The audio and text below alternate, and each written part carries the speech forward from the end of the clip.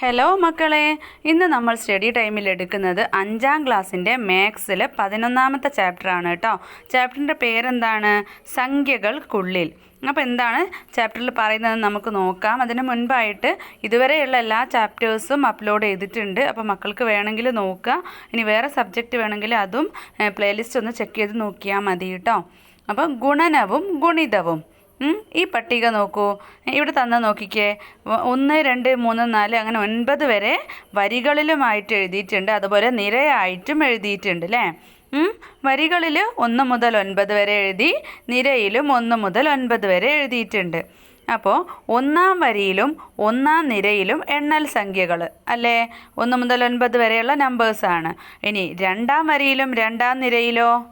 2ാം വരിയിൽ ഏതൊക്കെയാണ്? 2 4 6 8 അല്ലേ. 2ാമത്തെ നിരയിലോ? അതുപോലെ തന്നെ 2 4 6 8. അപ്പോൾ അതെന്താണ്? 2ൻ്റെ ഗുണിതങ്ങളാണല്ലേ മക്കളെ. ഇവിടെ പട്ടികയിലേക്ക് നോക്കിക്കേ, ചുവന്ന കളറിൽ എഴുതിയിട്ടുള്ളതാണ് എന്ത്? 2ാമത്തെ നിരയിലുള്ള സംഖ്യകളും 2ാമത്തെ വരിയിലുള്ള സംഖ്യകളും. അത് കണ്ടോ? 2 4 6 8 അങ്ങനെയല്ലേ, 2ൻ്റെ ഗുണിതങ്ങളല്ലേ. അപ്പോൾ എണ്ണൽ സംഖ്യകളുടെ 2 മടങ്ങുകൾ, അതായത് 1ൻ്റെ 2 മടങ്ങാണ് എന്ത്? 2, 2ൻ്റെ 2 മടങ്ങാണ് 4, 3ൻ്റെ 2 മടങ്ങ് 6, അതായത് അതിൻ്റെ ഇരട്ടി കേട്ടോ. കണക്കിൻ്റെ ഭാഷയിൽ 1 2 3 എന്നീ സംഖ്യകളെ 2 കൊണ്ട് ഗുണിച്ച് കിട്ടുന്ന സംഖ്യകൾ. അതായത് ആദ്യം 1നെ 2 കൊണ്ട് ഗുണിക്കുമ്പോൾ 2, 2നെ 2 കൊണ്ട് ഗുണിക്കുമ്പോൾ 4, 3നെ 2 കൊണ്ട് ഗുണിക്കുമ്പോൾ 6. മനസ്സിലായോ? അതുപോലെയാണ് ഇവിടെ 2ാമത്തെ വരിയിലെയും നിരയിലെയും സംഖ്യകൾ. ഇത് അല്പം ചുരുക്കി 2ൻ്റെ ഗുണിതങ്ങൾ എന്ന് പറയാം. അതാണ് നമ്മൾ നേരത്തെ പറഞ്ഞത് കേട്ടോ. 2ൻ്റെ ഗുണിതങ്ങളാണ് 2ാമത്തെ വരിയിലും നിരയിലും ഉള്ളത്. അപ്പോൾ 3ാമത്തെ വരിയിലോ? 3ൻ്റെ ഗുണിതങ്ങളാണല്ലേ. 3ാമത്തെ വരിയും നിരയും നോക്കിക്കേ, 3 6 9 12 15 അങ്ങനെയല്ലേ പോകുന്നത്. അപ്പോൾ 3ൻ്റെ ഗുണിതങ്ങളാണ് 3ാമത്തെ വരിയിൽ. പൊതുവെ പറഞ്ഞാൽ ഒരു എണ്ണൽ സംഖ്യയുടെ ഗുണിതങ്ങൾ എന്ന് പറയുന്നത് 1 2 3 എന്നീ സംഖ്യകളെ ആ സംഖ്യ കൊണ്ട് ഗുണിച്ച് കിട്ടുന്നവയാണ്. അപ്പോൾ 2ാമത്തെ വരിയിൽ 2ൻ്റെ ഗുണിതങ്ങൾ, 3ാമത്തെ വരിയിൽ 3ൻ്റെ ഗുണിതങ്ങൾ, 4ാമത്തെ വരിയിൽ 4ൻ്റെ ഗുണിതങ്ങൾ, 5ാമത്തെ വരിയിൽ 5ൻ്റെ ഗുണിതങ്ങൾ, അങ്ങനെ പറയാം. അപ്പോൾ 1ാമത്തെ വരിയിലോ? 1ൻ്റെ ഗുണിതങ്ങൾ അല്ലേ. ഒരു 1 1, ഒരു 2 2, ഒരു 3 3 അല്ലേ. ഒന്നുകൂടെ വിശദീകരിച്ച് പറഞ്ഞാൽ ഏത് എണ്ണൽ സംഖ്യയും 1ൻ്റെ ഗുണിതാണല്ലോ. ഇനി 100 ആണെങ്കിലും എന്താണ്? 1ൻ്റെ ഗുണിതാണ് അല്ലേ. ഒരു 100 100. അപ്പോൾ ഒരു ചോദ്യം, 48 എന്ന സംഖ്യ 6ൻ്റെ ഗുണിതമാണോ? എന്തുകൊണ്ടാണ് അങ്ങനെ ചോദിക്കുന്നത്? 6ാം വരിയിലെ 8ാമത്തെ സംഖ്യ 48 ആണല്ലേ. അപ്പം നമുക്ക് 6ൻ്റെ ഗുണനമാണോ എന്നറിയാൻ ഒന്ന് ചൊല്ലി നോക്കാം. 1 6 6, 2 6 12, 3 6 18, 4 6 24, 5 6 30, 6 6 36, 7 6 42, 8 6 48. അപ്പോൾ 6ൻ്റെ ഗുണിതമാണ് അല്ലേ. കുറേ കൂടി വലിയ സംഖ്യ ആയാലോ? ഉദാഹരണമായിട്ട് 102 എന്ന സംഖ്യ 6ൻ്റെ ഗുണിതമാണോ? ആണോ? അതായത് 10 6 എത്രയാണ്? 60 ആണ്. പിന്നെ എത്രയാ 102ലേക്കുള്ളത്? 42 ആണ്. 42 6ൻ്റെ ഗുണിതമാണോ? 6 6 36, 7 6 42 അല്ലേ. അപ്പോൾ 102 എന്ന് പറയുന്നത് 17 6 ആണ് അല്ലേ. പട്ടിക കുറേ കൂടി വലുതാക്കിയാൽ കണ്ടുപിടിക്കാം. അല്ലാതെ കണ്ടുപിടിക്കുന്നത് എങ്ങനെ? 6നെ ഏതെങ്കിലും സംഖ്യ കൊണ്ട് ഗുണിച്ചാൽ 102 കിട്ടുമോ എന്നാണ് ചോദ്യം. അപ്പോൾ ഇതുപോലെ ഒന്ന് നോക്കാം. അതറിയാൻ വേണ്ടിയിട്ട് 102നെ 6 കൊണ്ട് ഹരിച്ച് നോക്കിയാലും മതി. അപ്പോൾ ഇവിടെ ഹരിക്കുന്നത് നോക്കിക്കേ, 102നെ 6 കൊണ്ട് ഹരിക്കുകയാണ്. അപ്പോൾ 6 മുകളിലാണ് എഴുതിയിട്ടുള്ളത്. അപ്പോൾ 10 6 60 നമ്മൾ നേരത്തെ പറഞ്ഞ പോലെ തന്നെ. ബാക്കി 42 ആണ്. 42ൽ എത്ര 6 പോകും? അപ്പോൾ എളുപ്പത്തിന് നിങ്ങൾക്ക് വേണമെങ്കിൽ എന്തെഴുതാം? 7 6 42 അങ്ങനെ അങ്ങോട്ട് എഴുതാം. ഇനി ഇവിടെ എന്താ എഴുതിയിട്ടുള്ളത്? 5 6 അല്ലേ. 5 6 30, ബാക്കി 12. അപ്പോൾ 12ൽ എത്ര 6 ഉണ്ട്? 2 6 12. അപ്പോൾ ആ 10ഉം 5ഉം 2ഉം കൂടെ കൂട്ടുന്ന സമയത്ത് എത്ര കിട്ടും? 17 കിട്ടും അല്ലേ. അപ്പോൾ 6 × 17 ആണ് 102 എന്ന് പറയാം. അപ്പോൾ ഇതിൽ നിന്ന് എന്താ മനസ്സിലാക്കാം നമുക്ക്? 102 എന്ന് പറയുന്നത് 6 ഗുണിക്കണം 17 ആണല്ലേ. അപ്പം നമുക്ക് 102 എന്ന സംഖ്യ 6ൻ്റെ ഗുണിതമാണെന്ന് പറയാലോ.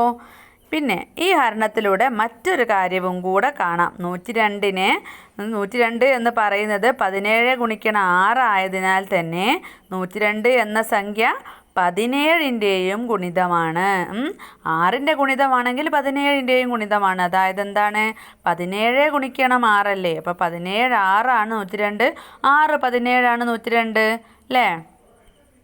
ഇനി 268 എന്ന സംഖ്യ തന്നിട്ടുണ്ട്. അത് 6ൻ്റെ ഗുണനമാണോ എന്ന് എങ്ങനെ നോക്കാം?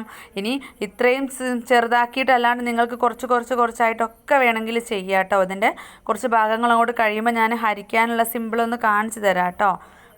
ഇവിടെ തന്നൊന്ന് നോക്കാം. 268നെ 6 കൊണ്ട് ഹരിക്കുന്ന സമയത്ത് 10 6 60 20 120.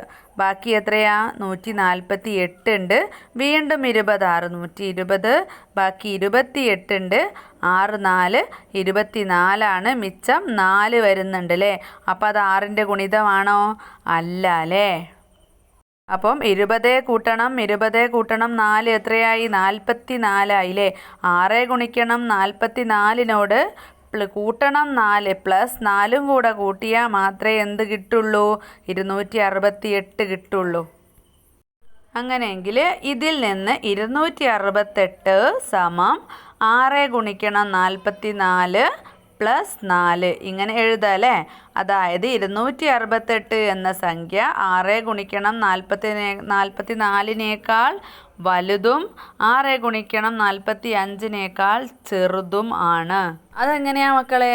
268 എന്ന് പറയുന്നത് 6 ഗുണിക്കണം 44നേക്കാൾ എന്താണ്? 4 കൂടുതലാണ്. അപ്പോൾ നമുക്ക് എന്ത് പറയാം? 268 എന്ന് പറയുന്നത് 6 ഗുണിക്കണം 44നേക്കാൾ വലുതാന്ന് പറയാമല്ലോ. വലുതെന്ന് പറയുമ്പോൾ 4 കൂടുതലാണല്ലോ, അതുകൊണ്ടാണ് വലുതാണെന്ന് പറയുന്നത്. പക്ഷേ 268 എന്ന് പറയുന്നത് 6 ഗുണിക്കണം 45നേക്കാൾ ചെറുതുമാണ്.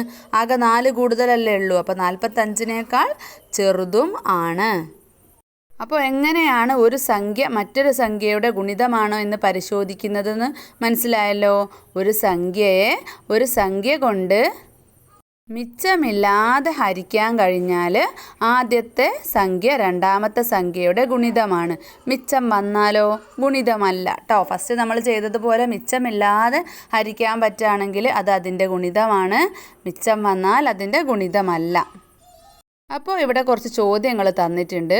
ചുവടെയുള്ള സംഖ്യാ ജോഡികൾ ഓരോന്നിനും വലിയ സംഖ്യ ചെറിയ സംഖ്യയുടെ ഗുണിതമാണോ എന്ന് കണ്ടുപിടിക്കണം. അപ്പോൾ നമ്മൾ എന്ത് ചെയ്യാം? ഹരിച്ച് നോക്കണം അല്ലേ. അപ്പോൾ ആദ്യത്തേത് ഏതാണ്? ഒന്നാമത്തേത് 7ഉം 91 ആണ് അല്ലേ.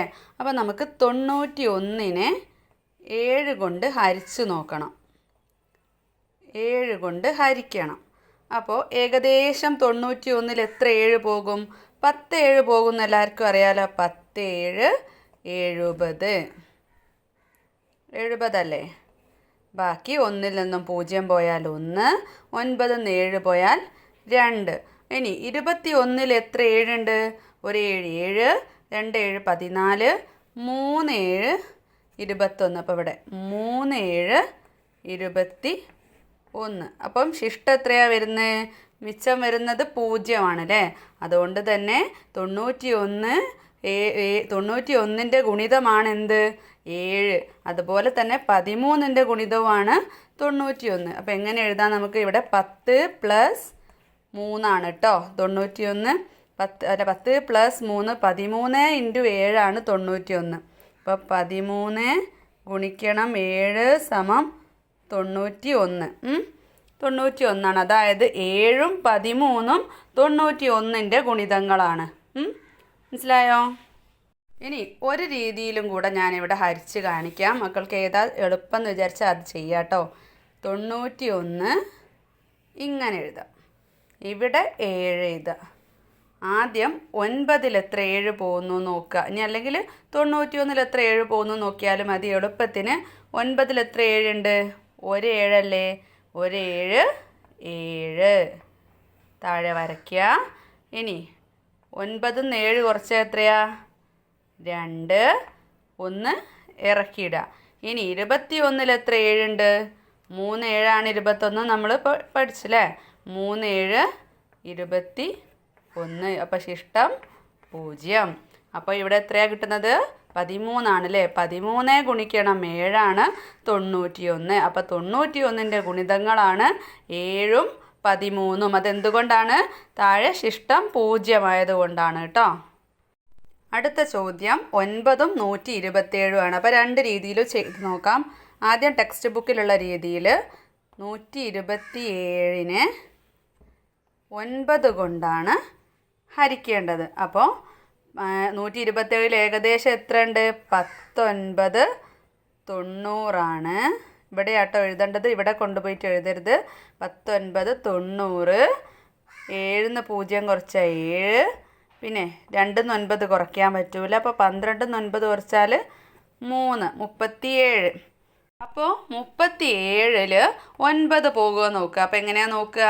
1 9 9, 2 9 18, 3 9 27, 4 9 36. അപ്പം 4 എഴുതേണ്ടത് ഇവിടെയാണ്. 4 9 36. അപ്പോൾ ശിഷ്ടം എത്രയാണ് വരുന്നത്? 37 നിന്ന് 36 കുറച്ചാൽ ശിഷ്ടം 1.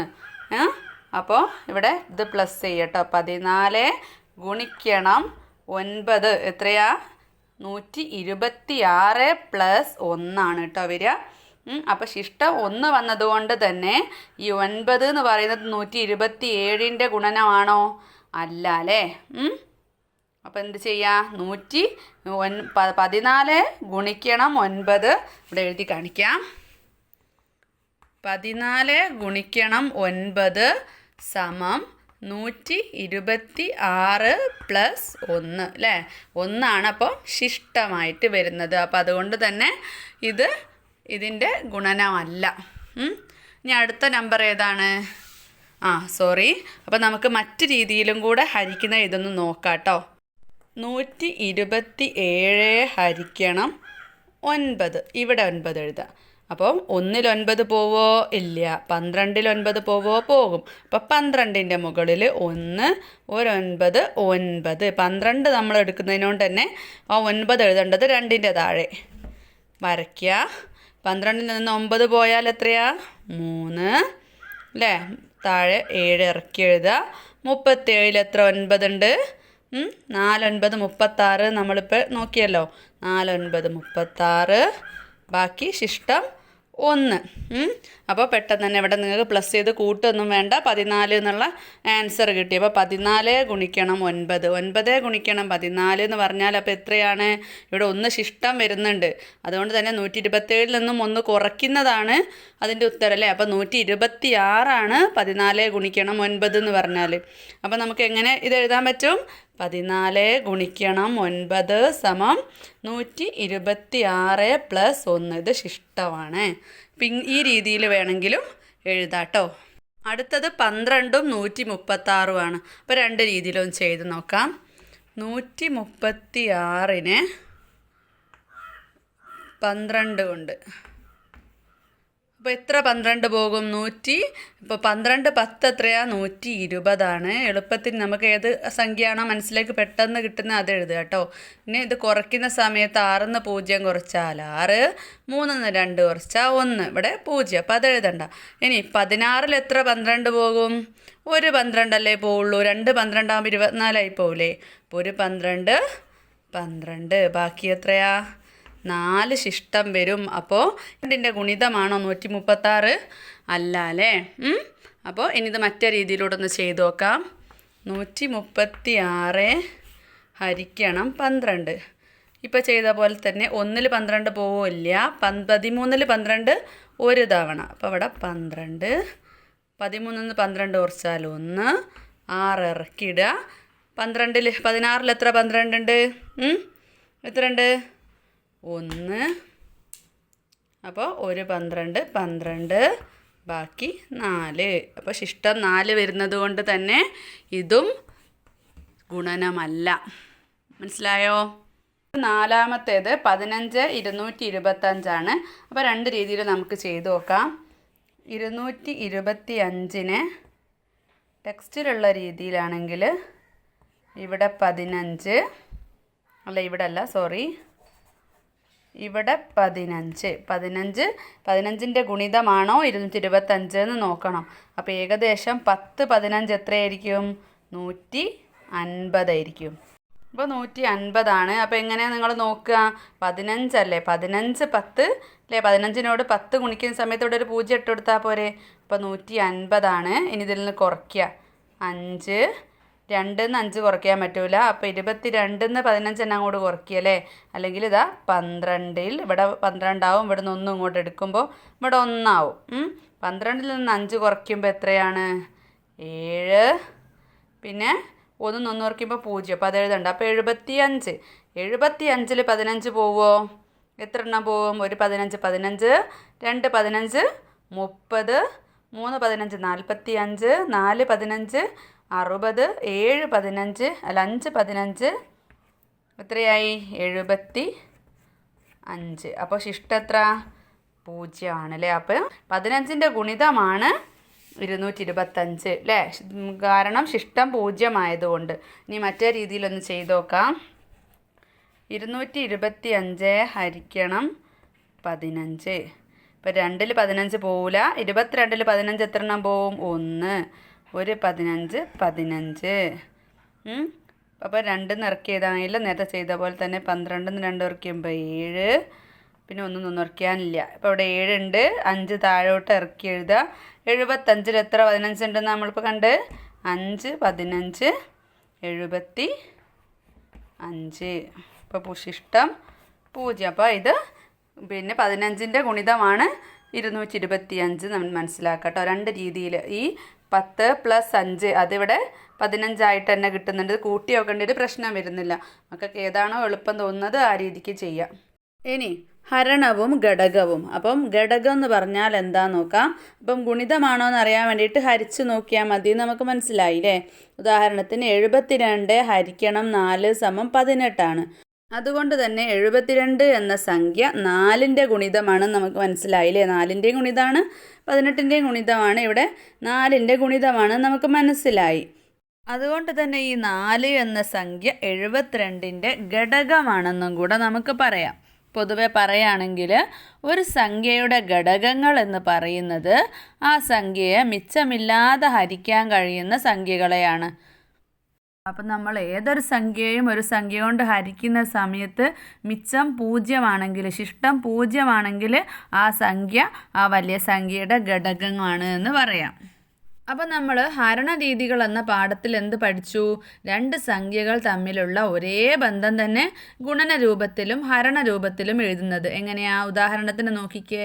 സംഖ്യകൾ 6ഉം 54ഉമാണ്. അപ്പോൾ ഗുണനരൂപത്തിൽ എഴുതുമ്പം 54 = 6 ഗുണിക്കണം 9. ഹരണരൂപത്തിൽ എഴുതുമ്പോഴോ 54നെ 6 കൊണ്ട് ഹരിച്ചാൽ 9, 54നെ 9 കൊണ്ട് ഹരിച്ചാൽ 6. ഇനി ഇത് തന്നെ ഗുണിതമായും ഘടകമായിട്ടും പറയാം. ഗുണിക്കുന്ന സമയത്ത് നമ്മൾ 54 = 6 × 9, 6 ഗുണിക്കണം 9 എന്നുള്ളത് നമുക്ക് എങ്ങനെ പറയാം? ഗുണനത്തിൽ 6ൻ്റെ ഗുണിതമാണ്, 6ൻ്റെ ഒരു ഗുണിതമാണ് 54 എന്ന് പറയാം. അതുപോലെ തന്നെ 9ൻ്റെ ഒരു ഗുണിതമാണ് 54. 6ൻ്റെയും 9ൻ്റെയും ഗുണിതമാണല്ലേ 54. പിന്നെ ഹരണത്തെ പറയുമ്പോൾ എങ്ങനെ പറയാം? 54ൻ്റെ ഒരു ഘടകമാണ് 6, 54ൻ്റെ ഒരു ഘടകമാണ് 9. ഇനി താഴെ കുറച്ച് ക്വസ്റ്റ്യൻ തന്നിട്ടുണ്ട്. ചുവടെ പറയുന്ന ഓരോ ജോഡി സംഖ്യകൾ തമ്മിലുള്ള ബന്ധങ്ങൾ ഗുണനഹരണമായും ഗുണിത ഘടകമായും പട്ടികയായി എഴുതി നോക്കുക. അപ്പം നേരത്തെ മുകളിൽ എഴുതിയതുപോലെ കേട്ടോ. ആദ്യത്തെ ഒന്നാമത്തെ സംഖ്യകൾ ഏതാണ്? 9ഉം 72ഉമാണ്. അപ്പോൾ അതെങ്ങനെ നമുക്ക് ഗുണന രൂപത്തിൽ എഴുതാം? 72 = 9 ഗുണിക്കണം എത്ര 9 72? 8 9 അല്ലേ, 8. മനസ്സിലായോ? അപ്പം നമുക്ക് എന്തെഴുതാം? 9ൻ്റെ ഗുണിതമാണ് 72. അതുപോലെ 8ൻ്റെ ഗുണിതമാണ് 72. അങ്ങനെ എഴുതാം. 72 സമം 9 ഇൻറ്റു 8. 9ൻ്റെ ഗുണിതമാണ് 72, 8ൻ്റെ ഗുണിതമാണ് 72. അപ്പോൾ 9ൻ്റെയും 8ൻ്റെയും ഗുണിതമാണ് 72. ഇനി ഹരണത്തിലേക്ക് വരുമ്പോൾ എങ്ങനെ എഴുതാം? 72 ഹരിക്കണം 9 സമം 8. 72 ഹരിക്കണം 8 സമം 9. അപ്പോൾ നമുക്ക് എങ്ങനെ എഴുതാം? 72ൻ്റെ ഘടകമാണ് 9.